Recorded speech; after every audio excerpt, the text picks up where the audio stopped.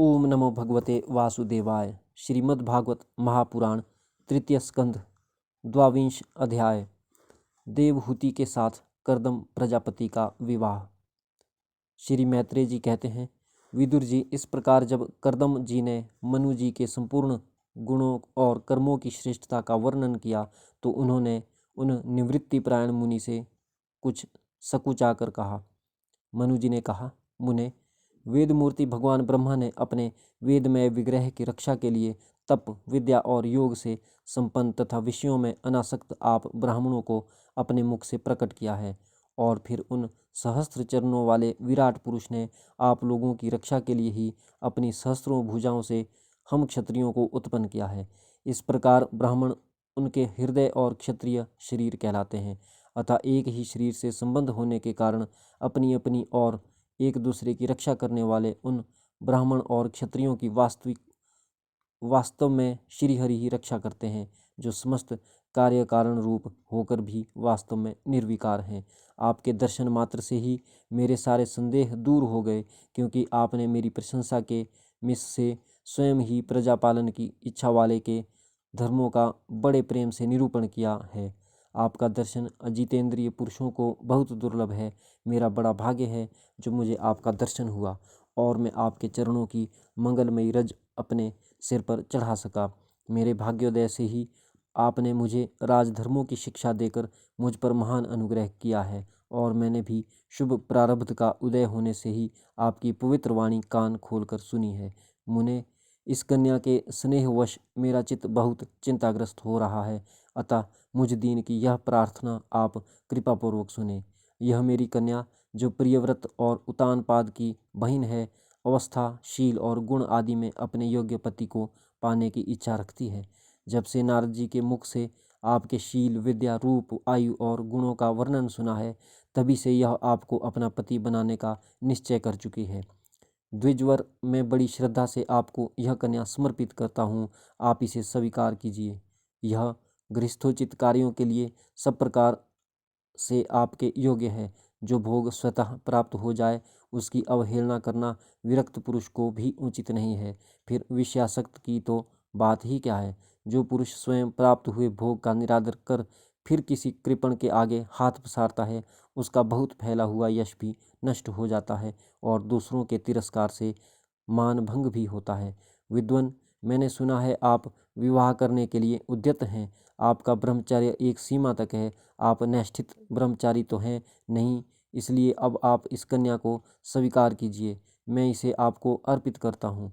श्री कर्दम मुनि ने कहा, ठीक है, मैं विवाह करना चाहता हूँ और आपकी कन्या का अभी किसी से के साथ वागदान नहीं हुआ है, इसलिए हम दोनों का सर्वश्रेष्ठ ब्राह्मण विधि से विवाह होना उचित ही होगा। राजन, वेदोक्त विवाह विधि में प्रसिद्ध जो गृभणामि ते इत्यादि मंत्रों में बताया हुआ काम स्थानोत्पादन रूप मनोरथ है।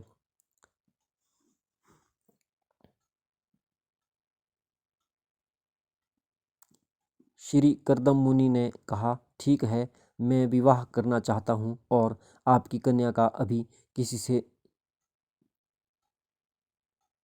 श्री कर्दम मुनि ने कहा, ठीक है, मैं विवाह करना चाहता हूँ और आपकी कन्या का अभी किसी के साथ वागदान नहीं हुआ है, इसलिए हम दोनों का सर्वश्रेष्ठ ब्रह्म विधि से विवाह होना उचित ही होगा। राजन, वेदोक्त विवाह विधि में प्रसिद्ध जो गृभणामि ते इत्यादि मंत्रों में बताया हुआ काम स्थानोत्पादन रूप मनोरथ है, वह आपकी इस कन्या के साथ हमारा संबंध होने से सफल होगा। भला जो अपनी अंग कांति से आभूषण आदि की शोभा को भी तिरस्कृत कर रही है, आपकी उस कन्या का कौन आदर ना करेगा। एक बार यह अपने महल की छत पर गेंद खेल रही थी। गेंद के पीछे इधर उधर दौड़ने के कारण इसके नेत्र चंचल हो रहे थे तथा पैरों के पायजेब मधुर झनकार करते जाते थे। उस समय इसे देखकर विश्वावसु गंधर्व मोहवश अचेत होकर अपने विमान से गिर पड़ा था। वही इस समय यहाँ स्वयं आकर प्रार्थना कर रही है। ऐसी अवस्था में कौन समझदार पुरुष इसे स्वीकार ना करेगा। यह तो साक्षात आप महाराज श्री स्वयंभू मनु की दुलारी कन्या और उतानपाद की प्यारी बहन है, तथा यह रमणियों में रतन के समान है। जिन लोगों ने कभी श्री लक्ष्मी जी के चरणों की उपासना नहीं की है, उन्हें तो इसका दर्शन भी नहीं हो सकता। अतः मैं आपकी इस साध्वी कन्या को अवश्य स्वीकार करता हूँ, किंतु एक शर्त के साथ। जब तक इसके संतान ना हो तब तक मैं गृहस्थ धर्मानुसार इसके साथ रहूँगा। उसके बाद भगवान के बताए हुए संन्यास प्रधान, हिंसा रहित शम दम आदि धर्मों को ही अधिक महत्व दूंगा।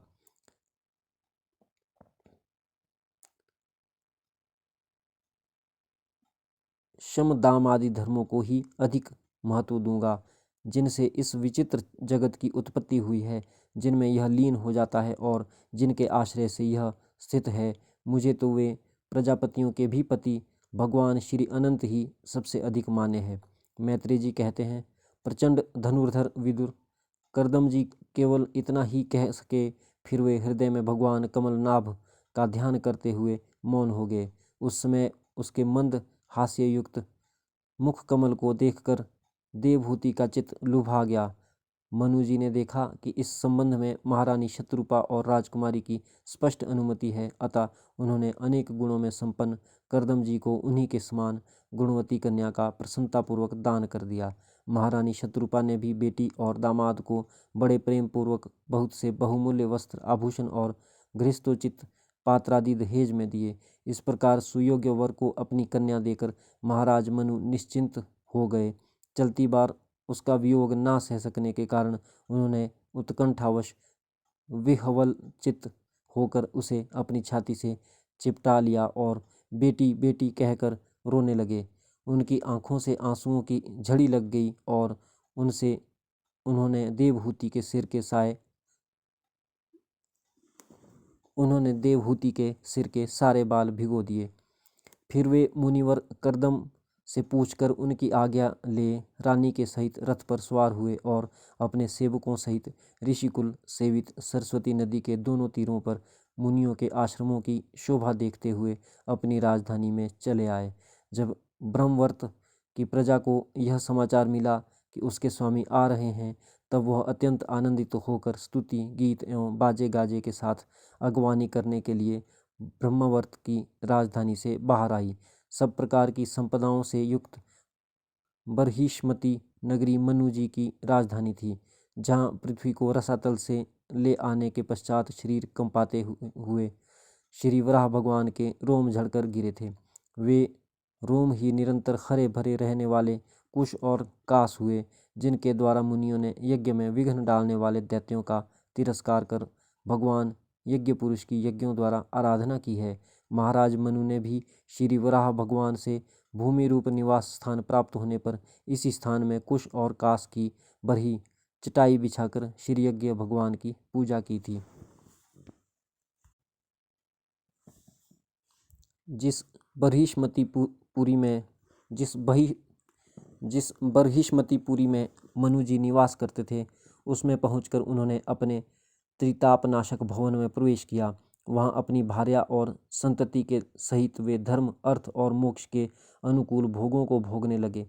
प्रातःकाल होने पर गंधर्वगण अपनी स्त्रियों के सहित उनका गुणगान करते थे, किंतु मनु जी उसमें आसक्त न होकर प्रेम पूर्ण हृदय से श्रीहरि कथाएं ही सुना करते थे।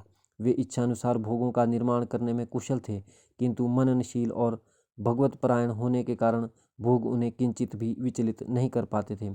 भगवान विष्णु की कथाओं का श्रवण, ध्यान, रचना और निरूपण करते रहने के कारण उनके मनवंतर को व्यतीत करने वाले क्षण कभी व्यर्थ नहीं जाते थे।